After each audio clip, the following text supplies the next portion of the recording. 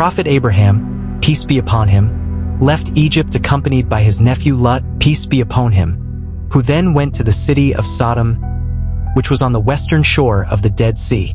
This city was filled with evil. Its residents waylaid, robbed, and killed travelers.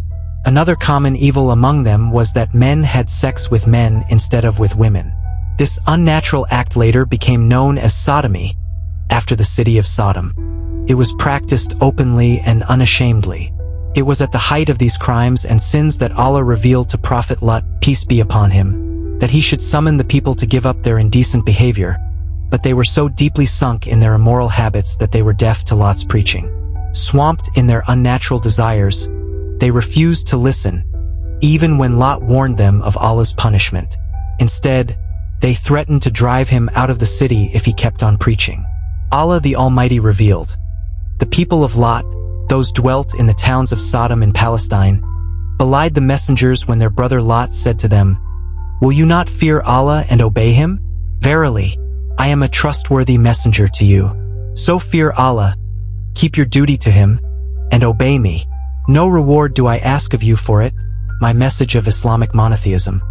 My reward is only from the Lord of the Alamin, mankind, jinn, and all that exists. Go you in unto the males of the Alamin, mankind, and leave those whom Allah has created for you to be your wives? Nay, you are a trespassing people." They said, "If you cease not, O Lot, verily, you will be one of those who are driven out." He said, "I am indeed of those who disapprove with severe anger and fury this evil action of sodomy. My Lord, save me and my family from what they do." So we saved him and his family, all except an old woman, his wife, among those who remained behind. The doings of Lot's people saddened his heart. Their unwholesome reputation spread throughout the land, while he struggled against them. As the years passed, he persisted in his mission but to no avail. No one responded to his call and believed except for the members of his family, and even in his household not all the members believed. Lot's wife, like Noah's wife, a disbeliever. Allah the Almighty declared, Allah set forth an example for those who disbelieve, the wife of Noah and the wife of Lot. They were under two of our righteous slaves, but they both betrayed their husbands by rejecting their doctrines. So they, Noah and Lut, benefited them their respective wives, not against Allah, and it was said, "Enter the fire along with those who enter." If home is the place of comfort and rest, then Lut found none, for he was tormented both inside and outside his home. His life was continuous torture and he suffered greatly, but he remained patient and steadfast with his people. The years rolled by, and still not one believed in him. Instead, they belittled his message and mockingly challenged him, "Bring Allah's torment upon us if you are one of the truthful." Overwhelmed with despair, Lot prayed to Allah to grant him victory and destroy the corrupt. Therefore, the angels left Abraham and headed for Sodom, the town of Lut, peace be him. They reached the walls of the town in the afternoon. The first person who caught sight of them was Lot's daughter, who was sitting beside the river, filling her jug with water. When she lifted her face and saw them, she was stunned that there could be men of such magnificent beauty on earth. One of the three men, angels, asked her, "O maiden, is there a place to rest?" Remembering the character of her people, she replied, "Stay here and do not enter until I inform my father and return." Leaving her jug by the river, she swiftly ran home. "O father," she cried, "you are wanted by young men at the town gate, and I have never before seen the like of their faces." Lot felt distressed as he quickly ran to his guests. He asked them where they came from and where they were going. They did not answer his questions. Instead, they asked if he could host them. He started talking with them and impressed upon them the subject of his people's nature. Lot was filled with turmoil. He wanted to convince his guests without offending them, not to spend the night there, yet at the same time he wanted to extend to them the expected hospitality normally accorded to guests.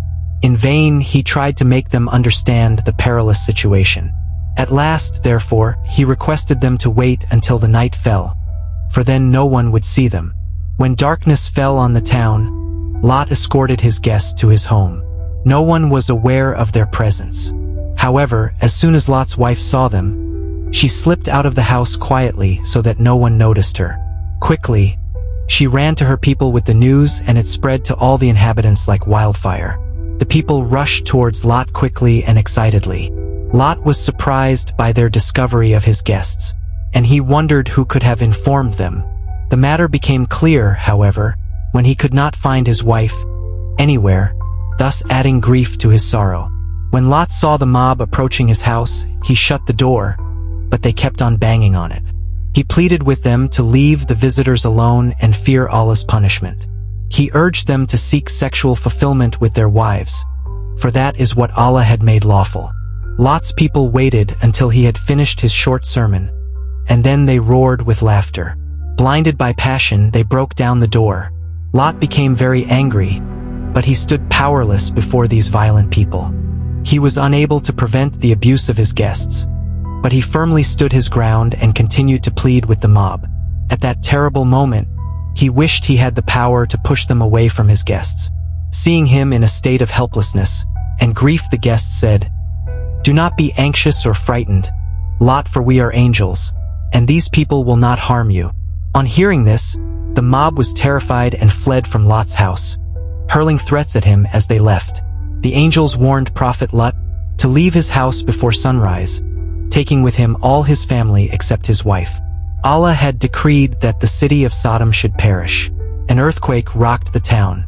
It was as if a mighty power had lifted the entire city and flung it down in one jolt. A storm of stones rained on the city. Everyone and everything was destroyed, including Lot's wife. Allah the Almighty recounted this story and tell them about the guests, angels, of Abraham, when they entered unto him and said, "Salaam, peace." Abraham said, "Indeed, we are afraid of you." They, the angels, said, "Do not be afraid. We give you glad tidings of a boy, son, possessing much knowledge and wisdom." Abraham said, "Do you give me glad tidings of a son, when old age has overtaken me? Of what then is your news?" They, the angels, said, "We give you glad tidings in truth, so be not of the despairing." Abraham said, "And who despairs of the mercy of his Lord except those who are astray?" Abraham again said, "What then is the business on which you have come, O messengers?" They, the angels, said, "We have been sent to a people who are mujrimeen, criminals, disbelievers, polytheists, sinners, all except the family of Lot. Them all we are surely going to save from destruction, except his wife, of whom we have decreed that she shall be of those who remain behind, she will be destroyed." Then when the messengers, the angels, came unto the family of Lot, he said, "Verily, you are people unknown to me." They said, "Nay, we have come to you with that torment which they have been doubting, and we have brought to you the truth, the news of the destruction of your nation, and certainly we tell the truth. Then travel in a part of the night with your family, and you go behind them in the rear, and let no one amongst you look back, but go on to where you are ordered." And we made known this decree to him, that the root of those sinners was to be cut off in the early morning.